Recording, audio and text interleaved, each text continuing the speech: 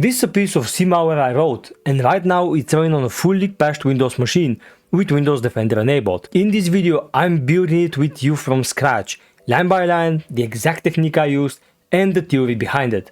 By the end, you have working code, and you understand exactly how it works. Grab your editor, spin up a VM, and follow along.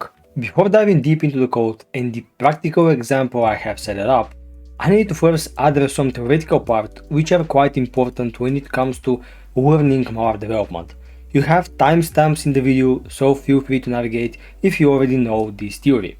But now it's important to understand what malware is.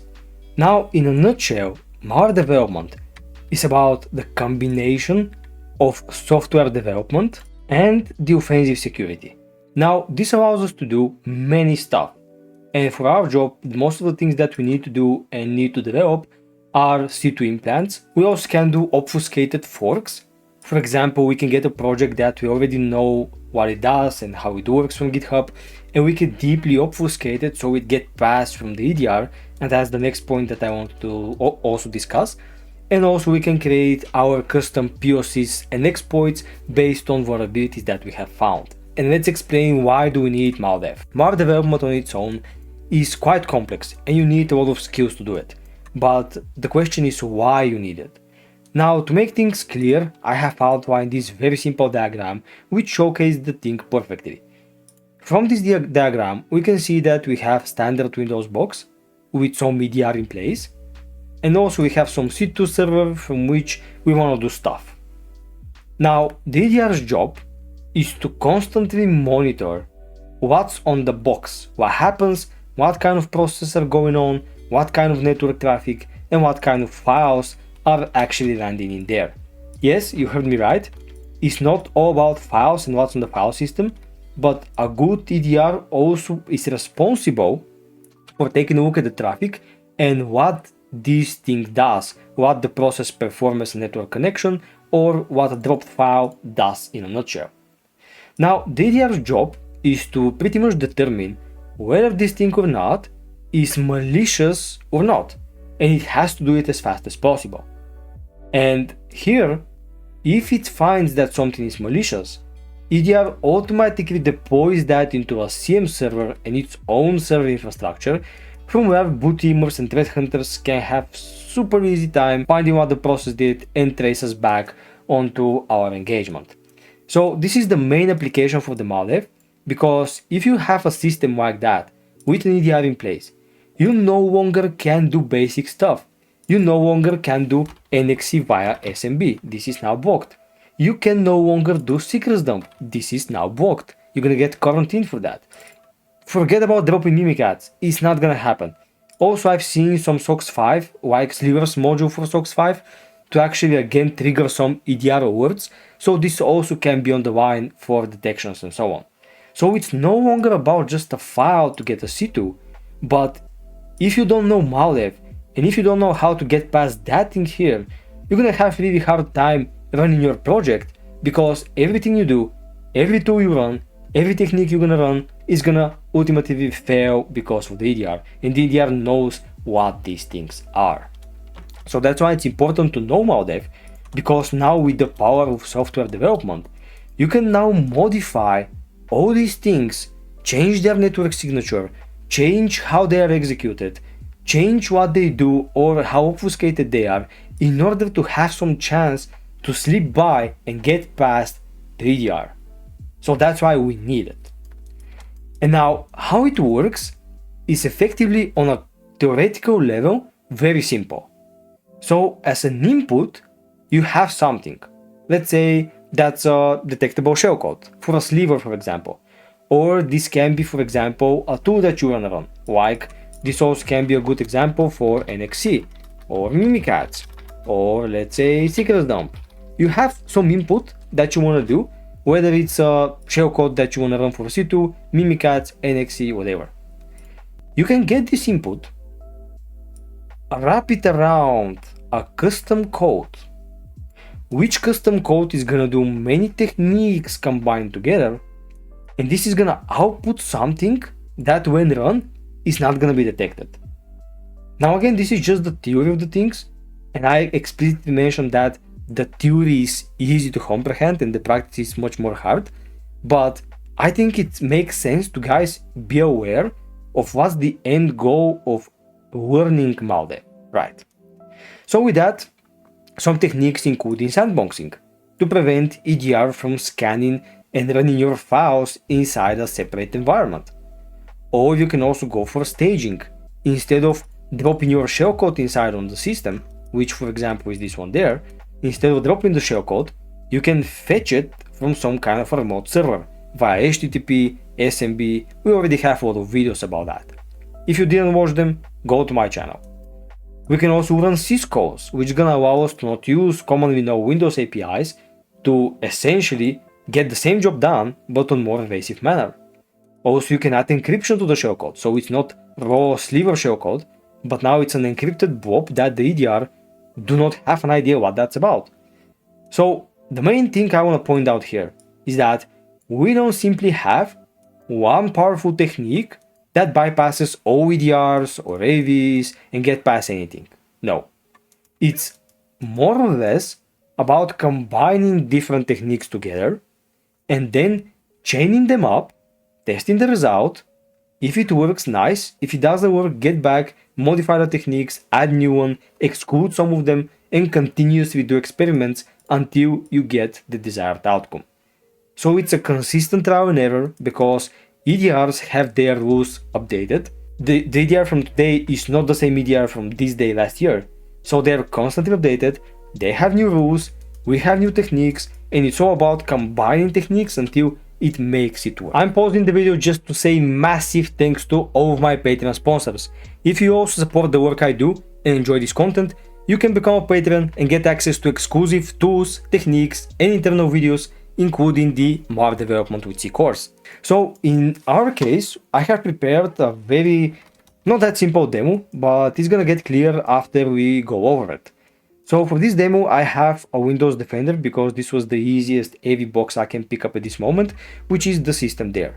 Now on this system, we are running Defender with real-time protection and the flags and so on without the automatic sample submissions because we don't really need that at the moment. So we have the Windows Defender there, which is going to be the target. We also have as an attacker infrastructure, we have a Kali system, and we also have a command VM from where we're going to create a custom payload itself, and we can also stage it from the web server on it. And now here is the logic and the workflow that I ended up having, and the techniques that ended up working for that specific target.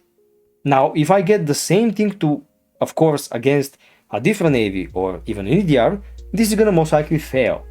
But for this target, I saw that this was enough to get the job done. So I don't need to over-engineer and add more techniques because at the end, this is a test or even in a pen test, you just needed to make it work. So the workflow goes like that. From the Kali, the first thing we do is we generate a payload. Now, this payload in my case is gonna be MSF Venom, but you can follow the same example and generate payload from any C2 frameworks at all. Now here, this is where I'm gonna generate my payload. We're gonna go with MSF Venom -P Windows x64 shell reverse TCP, which is gonna simply give us a reverse shell. But again, the payload does not matter that much here. What matters is what we do with the code. So the L host is gonna be my ETH0, which in my case it's that IP address right there. Then the L port is gonna be 80. Now this is also nice because when I do some kind of communication, I avoid going for ports like that, especially when I want to go for evasion. Because ports like that scream, hey, that's a reverse shell, just because on the port. No legit service uses that port by default. So go with something like 80. It's pretty nice. Then what we can do is output that as a raw format, which is going to give us a direct shellcode file, and we can output that as test.dat. Again, when I do staging, avoid using things like bin, payload, shell, or some kind of these names. Something.dat is relatively good because Windows itself inside has a lot of .dat files. Now in that case, we have 460 bytes of shellcode. And what we can do now is step 2. We now have the shellcode, but now on step 2, I want to host an SMB server. And with that SMB server, I want to make the shellcode accessible to the machine on my network. So what I can do here is do in packet SMB server. I can specify the share name to be share, and I'm gonna host the current working directory, which is why I'm using the dot operator there.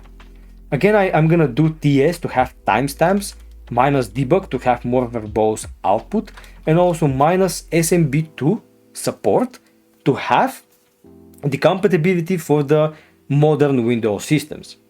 So I can run that, and now the payload is accessible from my IP on the remote share. And now is the time to get back into the commando where we have the code in. Now the code is pulled up from my offensive C++ repo, and what I decided to go for is the SMB staging. So you can take a look at the code, it's there, you can find it out, it's going to be linked into video description. Now what does the code do is something very simple. We have one function which is called readBin. Now this function accepts inside a file name as a string represented as a character pointer. Now with that, we can run the Windows API create file A, and even though the Windows API is defined as create file, we are not going to create any file, but we're going to read the file because that's what we specify in the second parameter. So here we specify what do we do with that file name here. Then also we specify the flags we need, in that case file share read, and then always open, file attribute normal, and the standard flags for the Windows API. Now this returns a handle, and a handle is some kind of a link to a specific object inside the kernel. Now if this handle is no, that means that we were not able to open the file. In that case we can printf that we were not able to open it, and also we can printf the last error that we encountered, which is going to help us debug what actually went wrong. Then I also exit the app with -99 to know that if the app exits with that error code, it's exactly from this check. Then here, after we now have a handle to a file, we can call the read file Windows API, specify the handle, and specify that we want to read the content of this file into a static variable I have created globally. Now I know that this is not the best implementation, but again, this is what works for my lab, so I don't need to go over it. Now in that case, it's important to mention that here we generated 460 bytes of payload, so that's why the payload there is exactly that size, and the size of the payload we want to actually write is also exactly that size. Now if that was something different, this should outline here and here. With that, with this Windows API call, we are now reading the file, and after this is done, now this buff variable here, which is a character array, but in that case empty, after this function, now this is gonna contain the shellcode inside of its memory. That's why it's nice to do staging, and staging is one of the best techniques for me, because first, the binary has nothing malicious on it, almost nothing malicious, and there's no shellcode inside. But in runtime, you resolve and read the shellcode into the memory. So what we do now, as the main starts, this is the first thing that we're gonna actually do. So here, after the main starts, we create LP void pointer, which is gonna call paddr, and this is gonna be equal to virtual alloc. Now this Windows API is gonna allow us to allocate memory inside the Windows itself. Now from that heap memory, now we can specify how much we can allocate, in that case size of buff, and if you specify no there, Windows is just gonna automatically pick up whatever address it suits it. Then we can specify memcommit and memreserve, which is gonna allow us to allocate memory in ready to use format, and also the memory page settings are gonna be in that case page execute read write. Again, this is not the best OPSEC thing at all, but for my case it works. So here, after we have this memory is completely empty. Yes, we have it, but there's nothing inside. So after then, we call the read bin file, and here we hardcode and specify from where we are going to fetch the shellcode itself. So that's why we now have a command VM from which we create the implant, and we host it via HTTP server. And this implant that we create is going to connect to the Kali to the test.dat. So that's the entire logic here. So from the implant we generate, we pass the SMB server and the shellcode file we generated from the Kali system there. So when that thing function ends, the Windows system is gonna connect to us. We're gonna get its hash because it's an SMB communication. It's gonna read the shellcode that we stored, and then in the next line we're going to copy it to the memory we have allocated. Once inside the memory, with page execute read write, it's gonna essentially allow us to execute it, and we can cast this pointer as a function and pretty much run it that way. This is also called a direct pointer. So let's see how it works in action. I can again compile, which I already did, and the file I've compiled is stored in my command VM. So we can see there video demo.exe. Now I have my payload there, I have my SMB server there. So the next thing I want to do is essentially host an HTTP server and download it on the victim using the HTTP. So in that case, my IP address is this one there. So what I can do is python -m HTTP server and port 80. Now since that's hosted, the left thing to do is to now go onto the target, download the payload that we have created and run it, which is gonna automatically fetch the shellcode from the DAT and connect to the Kali, giving us a shell. But one thing that we must do before executing the payload is to of course set up a listener. So nc mvlp 80, because 80 was the port that we have created the shellcode with. I can run the listener, and now we are ready for the demo. So again, I'm on my Windows, which has Defender turned on. I can now go to my desktop, and I also have the old one from testing. I can delete it. So I can do IWR, specify the IP address of my commando.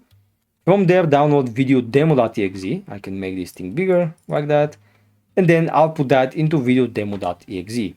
I'm gonna run that, and as you can see, it was downloaded, but no detection was there so far. Why there was no detection? Because no shellcode, no payload was embedded inside the binary. If I were to embed the payload I've generated inside the code, Defender would immediately alert when the file touches the disk. But in that case, since we are staging it remotely, it did not do it. So in that case, since we now have everything set up, I can simply run it. We first get the hash of the user, and then we get a stable callback, a stable shell. Now, if you made notice, Defender actually popped up, and Defender was able to detect the binary is doing something malicious. But Defender did not delete the binary, and Defender did not kill the beacon. So in that case, I can still perform commands, I can run whoami, I can run PowerShell, I can go with ls, GCI specific PowerShell snippets, and I have fully operating shell from a Windows Defender system. Now this points a very important thing. It's about do what's needed to be done for your environment. Because here, I'm not running an DDR, I'm running a Defender. But if I'm running something more complex, it would need for me much more effort and embedding much more of this technique. In that case, what we did is only staging. We just did that, nothing else. We did not do sandboxing, we did not do syscalls, we did not do encryption whatsoever. All we did was staging, and it worked for Defender. But if you guys are up against something else, like CrowdStrike, like some other EDR, like some more complex AV than Defender, you would need to embed much more specific techniques in order to make this work. Speaking of which, I want to announce that I'm working on malware development with C course. There I'm teaching advanced techniques that's gonna help you achieve this workflow from start to finish. Now the course price is limited because it's under development and I'm still working on it. Currently we are at module 3, which is about sandbox evasion. But as I get more and more modules deployed, the course price is gonna get realistic and bigger. If you buy it now, you're gonna still get access to all the updates and code snippets I'm gonna deploy. So if you wanna learn Maldev, don't miss out.